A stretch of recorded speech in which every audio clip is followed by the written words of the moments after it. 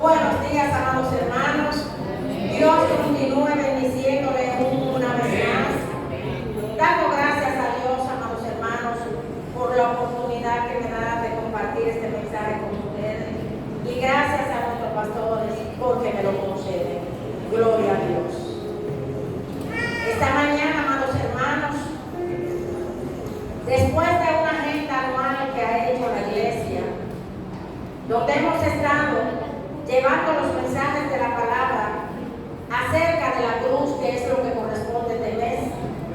Ya hoy, 26, concluimos este mes con el tema sobre la cruz. Hemos estado tratando a los hermanos que me han antecedido sobre temas muy importantes, porque el lema del año es conectados. Y hemos estado trabajando con la conexión a la cruz de Cristo. Hoy, amados hermanos, el Señor ha puesto en nosotros la idea de traer a ustedes y compartir el verdadero contenido de lo que significa la cruz, el significado de la cruz. Por lo tanto, amados hermanos, en el tema sobre la cruz, el título de este mensaje es Conectados al amor a Dios mediante la cruz.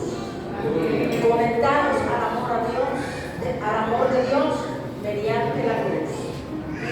Y vamos a iniciar este tema, amados hermanos, tomando una lectura en el libro de la carta a los Corintios, en su capítulo 1, y estaremos leyendo el versículo 18. Leeremos la palabra de Dios en el nombre del Padre, del Hijo y del Espíritu Santo. Porque la palabra de la cruz es locura a los que se pierden, pero a los que se salvan, esto es, a nosotros, es poder de Dios. Gloria a Dios, aleluya. Pueden sentarse, amados hermanos.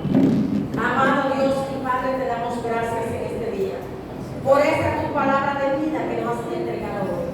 Yo te pido, Señor mío, Dios mío, que la misma fructifique en todo y cada uno de los que las escuchan, principalmente los hermanos de esta congregación que están aquí y a las personas que lo visitan. Señor, que tal y como tú has dicho, mi palabra no regresará vacía, haga fruto en el corazón de todo y cada uno, y que ese verdadero sentir de la cruz quede impregnado en nuestros corazones por el poder de la palabra. Te lo pedimos en el nombre poderoso de Jesús. Amén. Amén. Gloria a Dios. Amados hermanos, decía el apóstol Pablo en su carta a los Corintios que la palabra de la cruz es locura a los que se pierden, pero es poder de Dios a los que se salvan.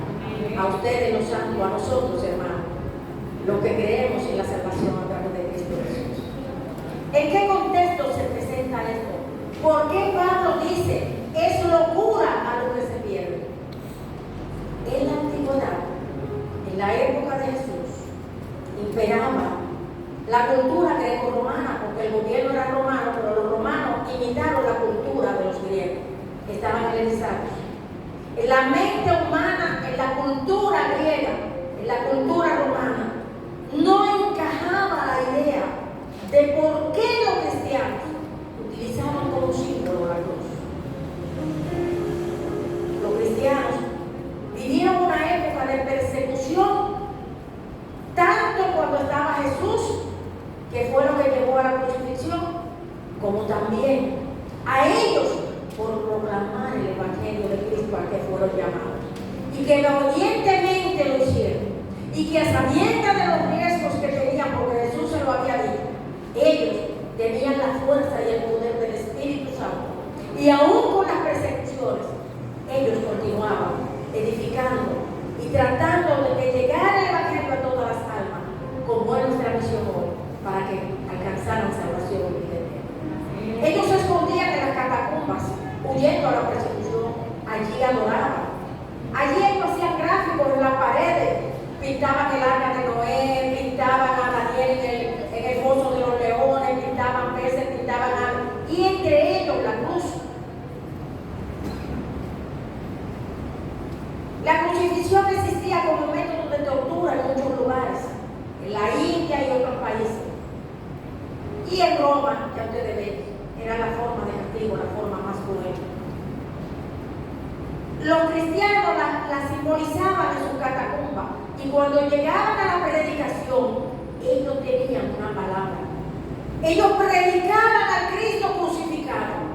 Ellos predicaban el sacrificio de Jesús en la cruz. Ellos llevaban al pueblo, a la gente donde tenían alcance, la motivación de lo que costó ese sacrificio por Jesús en la cruz. Pero para la conciencia de los de la época, los grecos romanos, la cruz, como era un método de castigo, el más vil, consideraban y decían: ¿cómo es posible que ellos usen como símbolo la cruz? ¿Cómo es posible que la cruz sea lo que ellos exhiban? Una muerte tan vergonzosa, una muerte tan humillante. ¿Cómo es posible que ellos prediquen hoy a un Dios que murió de una forma tan humillante? Pero ellos no hacían caso. Ellos sabían a quién se tiempo. Ellos tenían la conciencia muy clara de a Dios a quien le habían creído. Gloria a Dios. Y tenían el conocimiento revelado por el Espíritu Santo. ¿Por qué Jesús murió en la cruz? Y eso es lo que usted y yo hoy vamos a recordar y vamos a analizar. El porqué de este asunto tan doloroso, que ellos consideraban vergonzoso, pero que a nosotros, en el transcurso de este mensaje, vamos a ver que no es tal vergüenza cuando hay un plan de Dios. Denle un aplauso al Señor en esta noche. Y vamos, mis amados hermanos, a estar tomando una lectura, tomando del libro de los Hechos. De los Hechos. Y vamos a estar leyendo en el capítulo 22, Hechos 22, la revelación que tuvieron los apóstoles. Fue el momento de la del derramamiento del Espíritu Santo cuando ellos estuvieron en el aposento alto. En ese momento que ellos comenzaron a predicar con el fuego, con el poder, con la enseñanza que le había dado el Espíritu Santo, gente temerosa que nunca se atrevió a hablar en público, se empoderaron, fueron llenos de poder. Jesús se lo había dicho: pero recibiréis poder cuando haya venido sobre vosotros el Espíritu Santo. Amén. Y así sucedió. Y ellos empoderados, oh Dios mío, gracias por tu presencia. Empoderados en ese poder, comenzaron a predicar. Comenzaron a predicar las maravillas que Dios había hecho a través de Jesús. El poder que manifestó, su gloria, llegando a resucitar a Lázaro, sanando enfermos, todo lo que Jesús había hecho, ellos lo predicaban. Pero siempre está el espíritu en esa parte. Había algunos que se burlaban, había algunos que no creían, había algunos que decían: están locos, están borrachos. Pedro le dijo que esta no hora de beber. La gente en ese entonces no tomaba vino de día, no se embriagaba de día. Era hora de día cuando ellos estuvieron orando y Jesús se apareció. Eso lo trató la hermana Cecilia y la pastora. Por eso no voy a redundar sobre eso. Pero ante esto, la respuesta de Pedro, apóstol de Jesucristo, fue la siguiente. Prestemos atención a esta lectura. Varones israelitas, oíd esta palabra. Jesús Nazareno, varón aprobado por Dios entre vosotros, con las maravillas, prodigios y señales que Dios hizo entre vosotros, por medio de él, como vosotros mismos sabéis. A este, entregado por el determinado consejo y anticipado conocimiento de Dios, prendiste y mataste por mano de inicuos crucificando. Amados hermanos, ¿qué quiso decir Pablo? ¿O qué dijo Pablo en este mensaje? Que Jesús fue el varón aprobado por Dios. Lo aprobó porque era parte de él, porque estuvo con él desde antes de la fundación del mundo. Fue aprobado porque en él no había pecado. Fue aprobado porque en su corazón había amor. Fue aprobado por su obediencia. Fue aprobado porque Dios lo eligió, haciéndose carne él. El Dios que se hizo carne es lo que significa encarnación. Vino en la persona de Jesús a cumplir una misión que Dios sabía que se iba a cumplir desde antes de la fundación del mundo. Lo que Pablo le dijo en este momento, ustedes que se están burlando porque predican un Cristo crucificado, no fue un accidente, no fue una casualidad, no ocurrió ahora. Dios lo había predestinado, que esto había de ocurrir desde antes de la fundación del mundo. Hermanos, Dios lo aprobó y sabe por qué lo aprobó.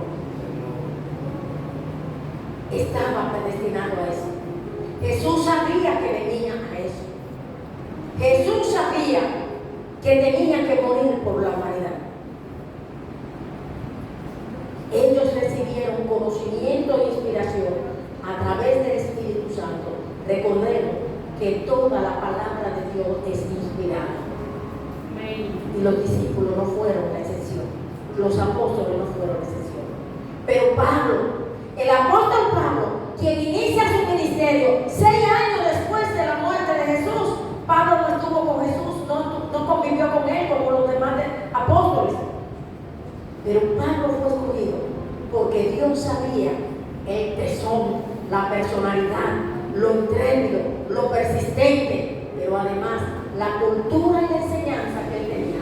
Como discípulo de uno de los grandes maestros de la ley, Gamaliel, Pablo tenía un conocimiento así de la ley antigua, conocía a plenitud el Antiguo Testamento.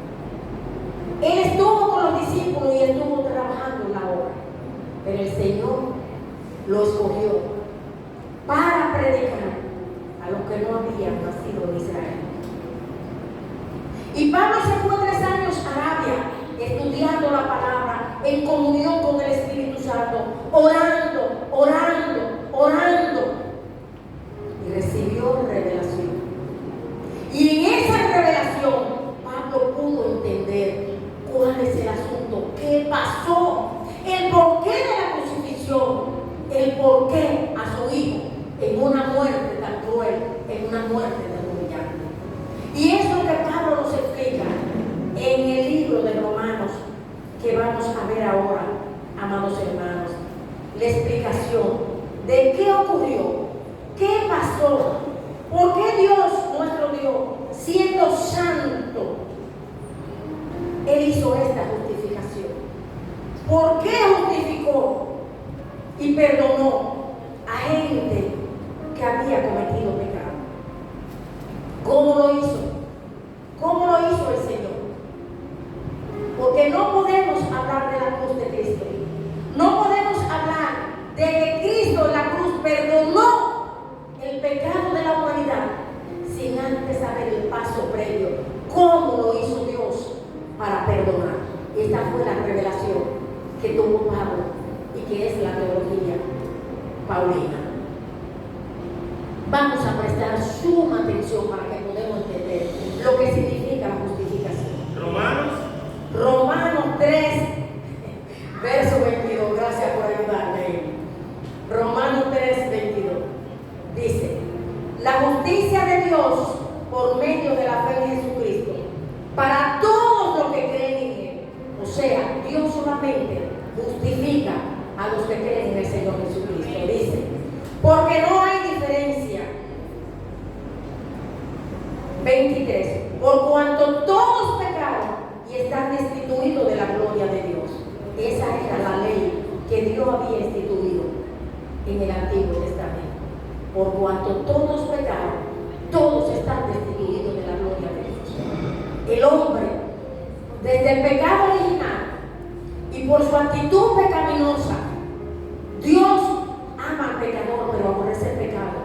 Ninguno de nosotros teníamos acceso al cielo. Todos estábamos destituidos de ver el cielo, de ver a Dios, de ver la gloria de Dios. Porque todos heredamos el pecado. Por cuanto todos pecaron, todos están destituidos de la gloria de Dios. Pero nuestro Dios es bueno. Nuestro Dios es santo. Nuestro Dios nos ama. Y Dios no se conformaba. Porque entonces Él diría: pero ¿quiénes van a venir a mí si todos están destituidos? ¿Nos vamos a quedar nosotros tres, Padre, Hijo y Espíritu Santo?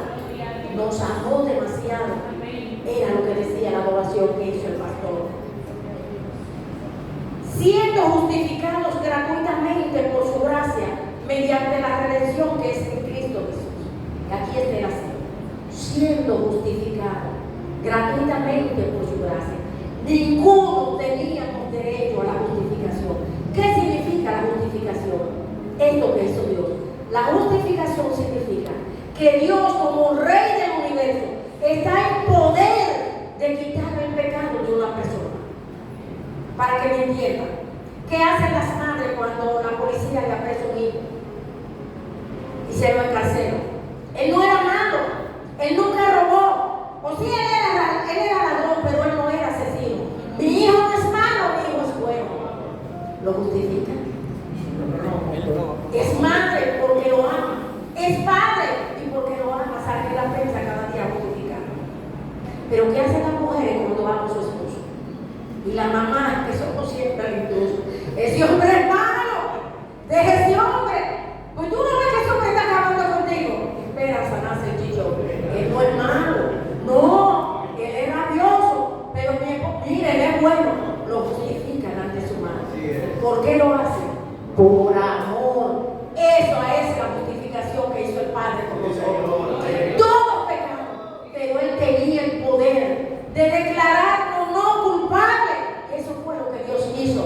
Nos declaró no culpables, aún siendo todos pecadores. Pero ¿qué pasa? Que Dios es santo. Y Dios tenía que mantener su santidad. Dios no podía de un plumazo quitar la ley que Él mismo había impuesto. Porque el que había impuesto que toda alma que pecare ciertamente morirá. Él lo dijo a través del profeta, según la ley. Toda alma que pecare ciertamente morirá. Pero dice la palabra que fuimos justificados gratuitamente por su gracia, mediante la redención que es en Cristo Jesús. ¿Qué es la redención? La redención es que Dios quitó en ese momento la maldición de la ley.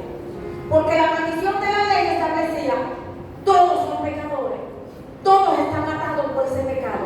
Ninguno puede venir a mí porque son pecadores. Pero Dios quiso mantener su santidad. Porque su esencia, lo decía la pastora, porque Él es bueno, porque Él es santo, porque Él es justo. Entonces no podía, pero Él quería mantener la manifestación de su santidad, la manifestación de su justicia, la manifestación de la justicia de Dios, que es la santidad de Dios. Entonces, ¿cómo yo manifiesto que soy justo? Por cuanto ellos son culpables y yo lo estoy declarando no culpable. Pero yo había establecido en el Antiguo Testamento, yo establecí en mi ley que cuando la gente pecaba, había que llevar un cordero al matadero. Macho bravio, de un año, sin mancha, sin pecado, intachable. Ese era el llevado al matadero. Era la propiciación, era el sacrificio. Tenían que morir los animales en ese sacrificio, y la sangre derramada era echada en el altar para que la gente pudiera ser libre de pecado. Pero ¿qué pasa? Que Dios se cansó de eso, porque la tendencia de la humanidad era constantemente el pecado. ¿Y qué hacía la gente? El problema es que yo hago un pecado, hoy me arrepiento, pero yo lo voy a pagar con que se mate un cabrito, y con eso tengo yo fiesta y mañana gana. Yo sigo. No valoraban el sacrificio del animal. Por eso dijo Jesús: sacrificio y ofrenda no te agradaron, porque ofrendaban la sangre, pero seguían pecando. Y Jesús dijo en el libro de los Hebreos, lo recoge: sacrificio y ofrenda no te agradaron, pero me diste cuerpo. Y he aquí vengo, oh Dios, para hacer tu voluntad. Esos son de los versículos bíblicos. Por eso me gusta mucho el libro de los Hebreos. Son de los versículos bíblicos que me marcan. Jesús sabía que él iba a ser ofrecido como un cordero.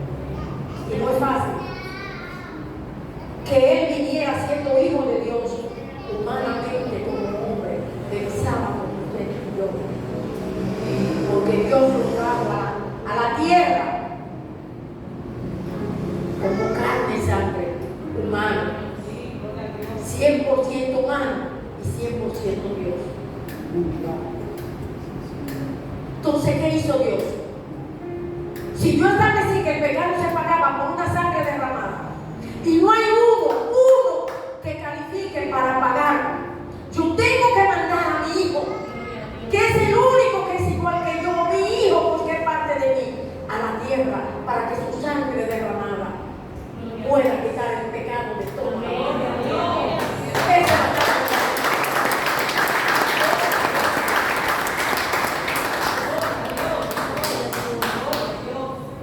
Esa sangre de Jesús que quitó el pecado del mundo. Esa es la justificación que hizo Dios. Hizo la justificación. Lo que hace la madre, lo que hacen los padres, lo que hacen las esposas. Justificó el pecado de la humanidad, declarándolo no culpable. Y esa sangre derramada por Jesús fue una muerte sustituta. Y eso es lo que usted y yo hoy tenemos que afianzar en nuestro aprendizaje. Que Cristo murió y que su sacrificio en la cruz fue una muerte sustituta, porque Él nunca tuvo pecado, en Él nunca hubo maldad, en Él nunca hubo pensamiento. Él vino a sustituir el pecado del mundo entero. Señor no muere, pero no muere. Y sobre esto, mira lo que dice el apóstol Pablo. Era por eso que Pablo, cuando discutían los cristianos entre uno y otro, señalando cosas y en desacuerdo, y uno seguía a uno y uno seguía al otro, él dijo: por eso yo no bauticé a nadie, para que no digan yo soy de Pablo, yo soy de Apolo, yo soy de Cefa. Él solamente entendía por esa revelación que él pertenecía a Cristo. Amén. Y por eso él dijo en el libro de Gálatas, amados hermanos, que él dijo en Gálatas, en su capítulo 6, versículo 14, que si de algo tenía gloriarse, era de la crucifixión de Cristo. ¿Se lo pusiste en palabra? Sí. Pero lejos esté de mí gloriarme, sino en la cruz de nuestro Señor Jesucristo, porque en el mundo me es crucificado a mí y yo al mundo. Amén. ¿Qué quiso decir el apóstol Pablo? Que él podía enorgullecerse de cualquier otra cosa. Eso es gloriarse, el orgullo, el ego, el yo. Y dijo, porque era un hombre científico, era un hombre de conocimiento, era un hombre que manejaba muchas lenguas, que tenía muchas relaciones. Si de algo debía gloriar, es la crucifixión de Cristo. Porque es el Hijo de Dios, lo entregó por todo. Entonces, ¿qué fue lo que él dijo? Cuando el mundo me es crucificado, a mí no me importa lo del mundo. Todo lo que el mundo hace, yo lo tengo por basura. Yo crucifico al mundo cuando me arrepiento. Yo crucifico al mundo cuando no hago lo que el mundo hace, cuando no hago el daño. Crucifico al mundo cuando no tengo mal pensamiento. Crucifico al mundo cuando le sirvo a los demás. Crucifico al mundo cuando amo. Pero este mundo lo crucificó a él. El mundo lo crucificó a él.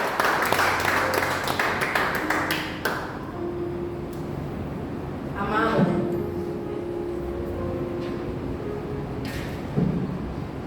el apóstol Pedro, en su carta a los Gálatas, decía, con relación a Jesucristo: sabiendo que fuiste rescatado de vuestra vana manera de vivir, la cual recibiste de vuestros padres, no con cosas corruptibles, como oro o plata. Cristo los rescató, sino con la sangre preciosa de Cristo, como de un cordero sin mancha y sin contaminación, ya destinado desde antes de la fundación del mundo, pero manifestado en los postreros tiempos por amor de vosotros. O sea, que desde antes de la fundación del mundo, Dios tenía en su mente rescatar a la humanidad cuando cayera en pecado, y lo hizo a través de la sangre de Jesús. Esta fue la enseñanza del apóstol Pablo. Pero también nos dice en su capítulo 22,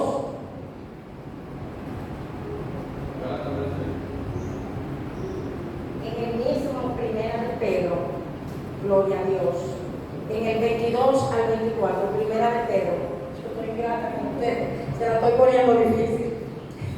Primero de Pedro, de 22 al 24, dice: el cual no hizo pecado, ni se halló engaño en su boca, quien cuando le maldecía, no respondía con maldición, cuando padecía, no amenazaba, cuando encomendaba la causa, sino encomendaba la causa al que juzga justamente, quien llevó él mismo nuestros pecados en su cuerpo sobre el madero, para que nosotros, estando muertos a los pecados, vivamos a la justicia, y por cuya herida fuiste sanado. Amén. Gloria a Dios. Déselo a Él. Si este sacrificio lo es.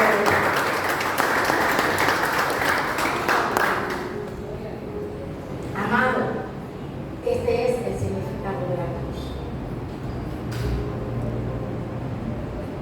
Decía la pastora Cecilia que en una ocasión, trasladándose en un vehículo, escuchaba la discusión entre cristianos y aquellos que contradicen la palabra o de otras sectas religiosas, y arropaban a los cristianos que defendían la palabra, porque no había un conocimiento pleno de la verdad que ellos defendían.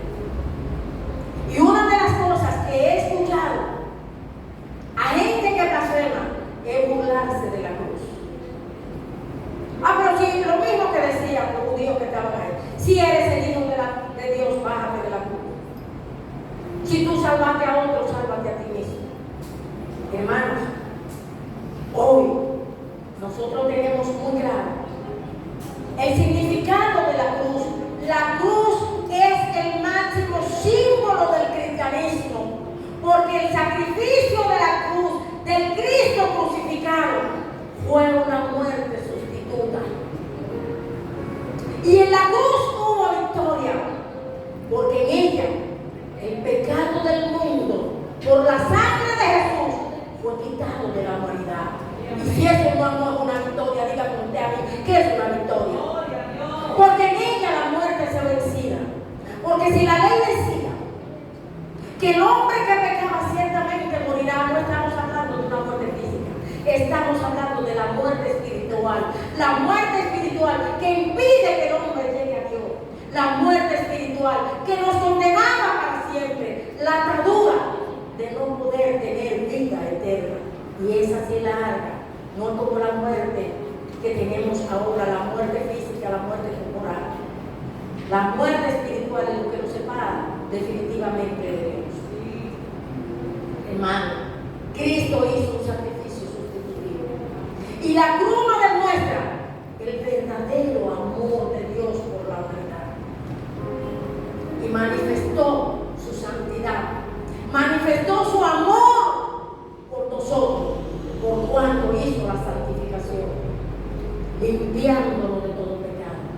Eso solamente es potestad del Supremo Dios, Creador de todas las cosas. Por lo tanto, cuando alguien nos señale la cruz como algo vergonzoso, esgrima, levante la voz de la victoria de Cristo, porque en ella quedó sepultado el pecado de la humanidad. Porque en ella tenemos vida eterna. Por lo tanto, la cruz de Cristo es vida, es salvación. En Cristo Jesús. En ella Dios manifestó su justicia. Pero algo más, la cruz es el cumplimiento de un plan divino. Si los judíos que defendían en ese entonces ese tipo de muerte, de tortura, hoy la defienden, para nosotros la cruz es poder de Dios. La cruz es poder de Dios. Amados hermanos, en ella, en la cruz, se manifestó la gracia de Dios. Lo que antes fue la ira de Dios con el hombre por el pecado, en su bondad, Dios la convirtió en gracia. Por lo tanto, hoy usted y yo no vivimos bajo la ley, vivimos bajo la gracia salvadora de Dios. Y Cristo fue la figura salvífica que entregó su vida para la salvación suya y mía. Amén. Amado, la cruz significa victoria, la cruz significa poder, la cruz no es un objeto, la cruz no es un leño, la cruz no tenemos que dejar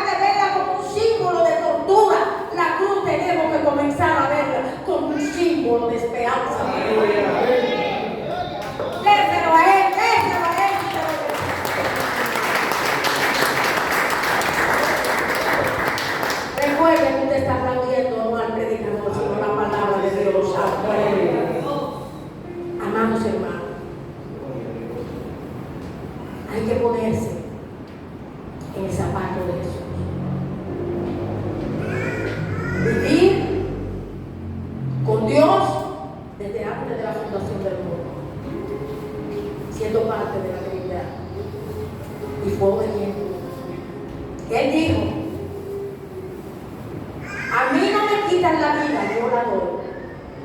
En su sufrimiento en Getsemaní, cuando él sudó sangre, científicamente se puede sudar sangre. Había un estrés tan grande, porque no es lo mismo usted saber lo que le va a ocurrir que llegando el momento. Jesús sabía el momento. Por eso le dije, vele, porque la hora llegaba.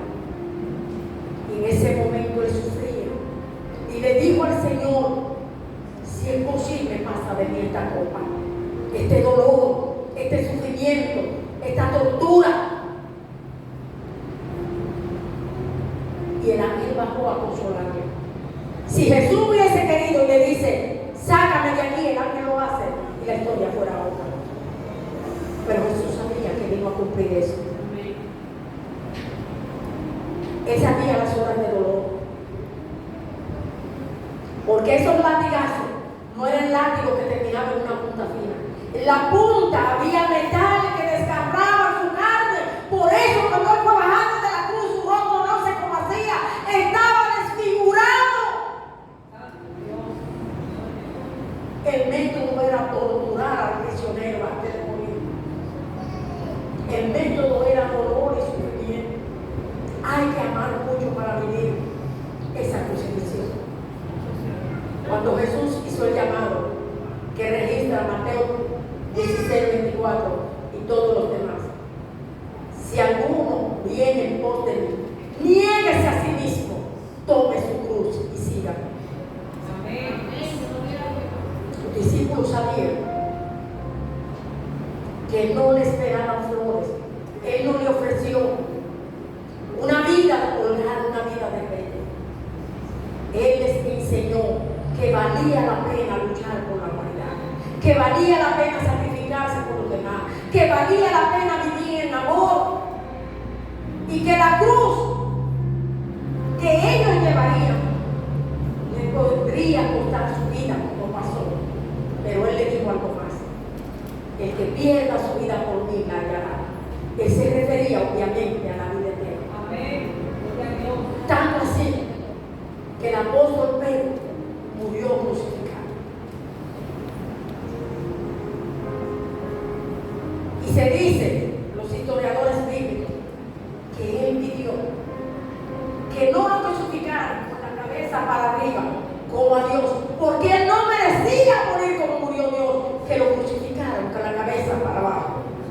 Y por eso en sus últimas palabras dijo: aquí viene lo que quiere que le entregue mi cuerpo, reciba mi cuerpo. Él sabía que estaban entregando su alma al Creador para tener vida eterna y salvación. Hermanos, ¿cuántos de nosotros hay un momento que hemos decidido una situación tan difícil, no comparada como la de Jesús, pero a veces nos sentimos crucificados, a veces sentimos que estamos acorralados, que nuestras fuerzas se van, que no podemos más? Quien les habla no ha tenido una vida de alfombra ni de flores. Todo el mundo tiene un Judas que me acusa, pero yo siempre he dicho: quien me juzga no ha vivido lo que yo he vivido para ser al fin una mujer que hoy esté aquí predicando la palabra de Dios. Hubo un momento en que me sentí crucificada. Entre tantos momentos difíciles, duros, alabo la gloria de Dios por la fuerza que me dio. Voy a relatarles un momento en que sentí que estaba crucificada. Yo tenía 2 trabajos, mis niñas pequeñas, los salarios malísimos, había que tener no 3 para subsistir.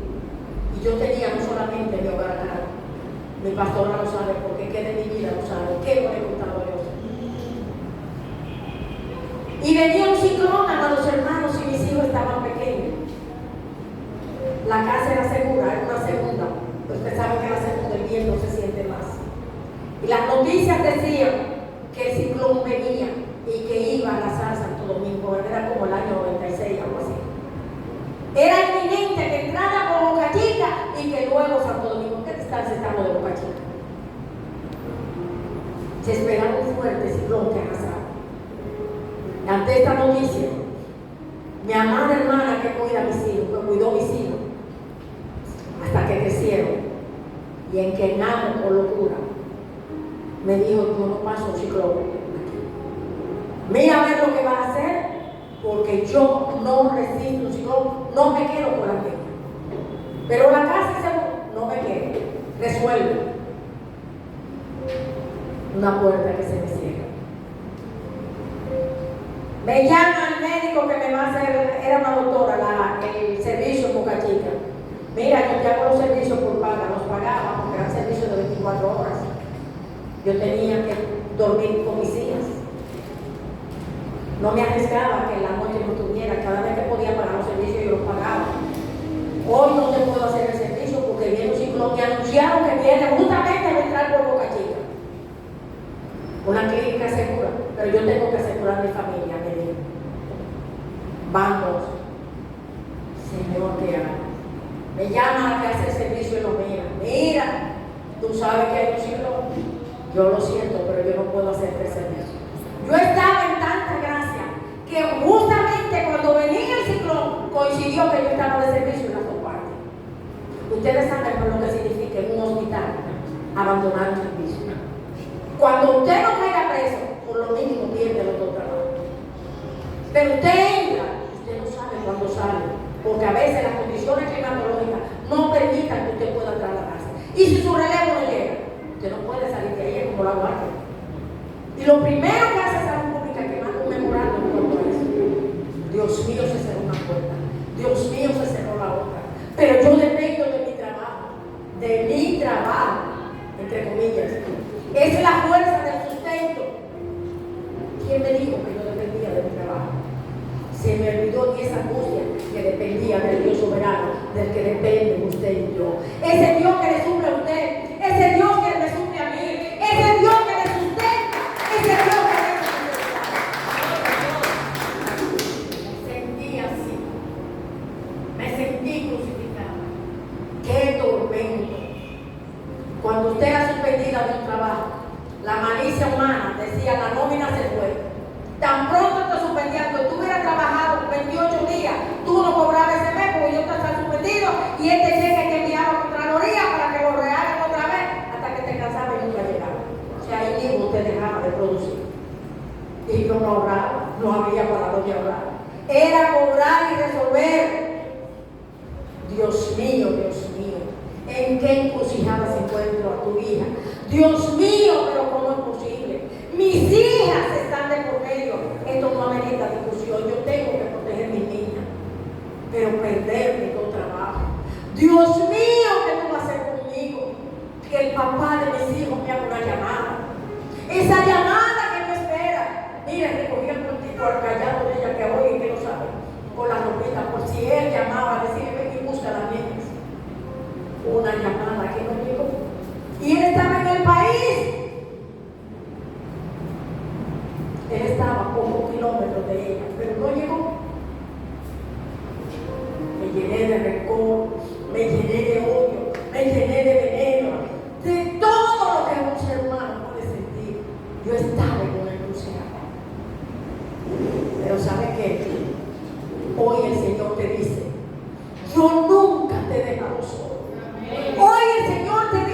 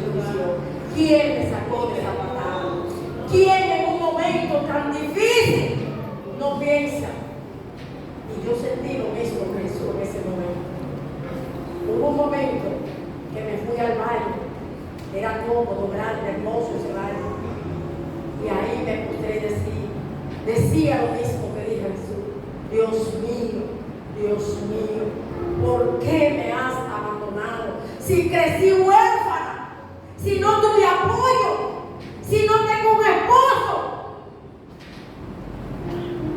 y tú también vas a dejar que yo pierda el pan con el que yo sustento 2 familias, donde está mi inválida, donde hay viejos que ya no pueden trabajar, donde yo sostengo a mi hermana y donde yo sostengo el hogar. Padre, no me des eso. Te testifico esto para que tú veas que Dios está en todas partes. Que aunque sienta que la cruz de Cristo te cayó encima, es una cruz salvadora. Es una cruz que tiene poder. Es una cruz que da vida. Es una cruz que reivindica.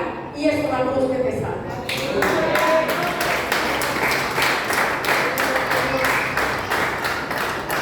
Amado hermano,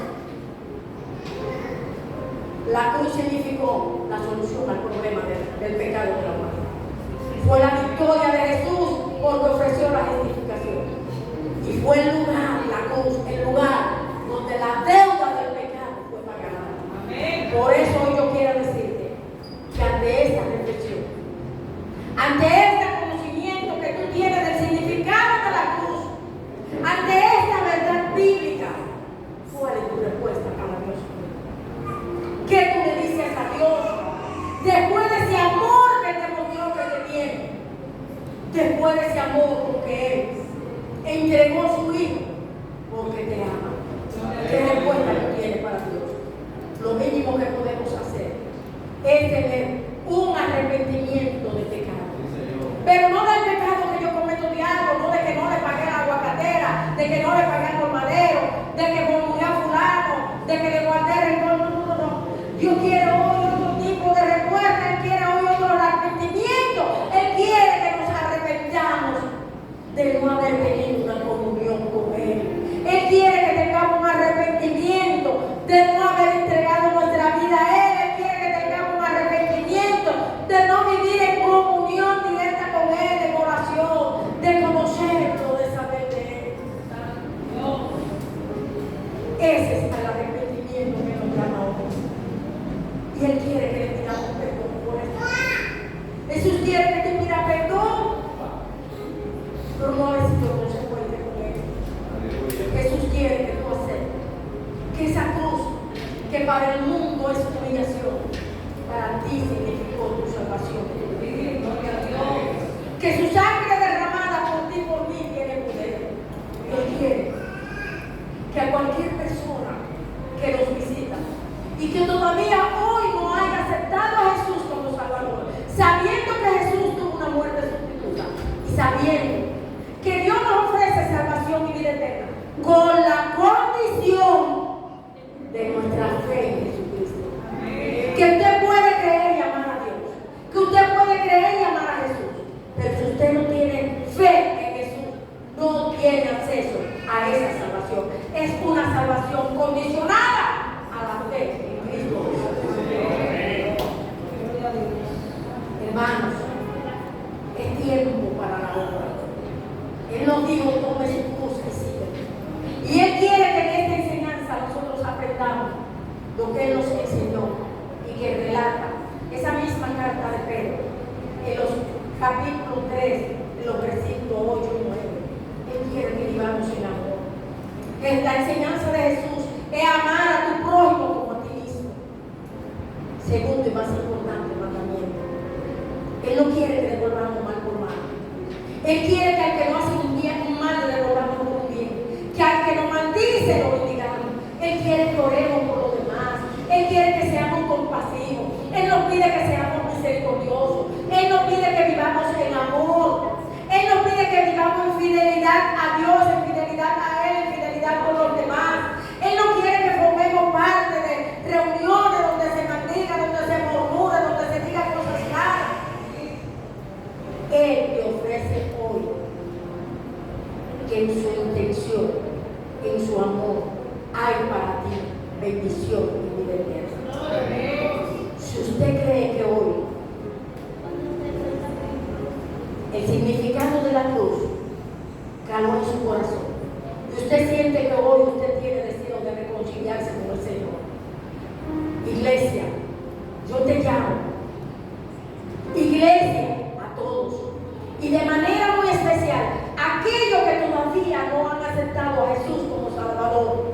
reconozcan que Jesús es la puerta. Nadie va al Padre si no es por Él. Amén. Él lo dijo en su palabra y Jesús no miente. Nadie va al Padre si no es por Él. Amén. Iglesia, venga al trono de misericordia. Vengan todos. Pido que todos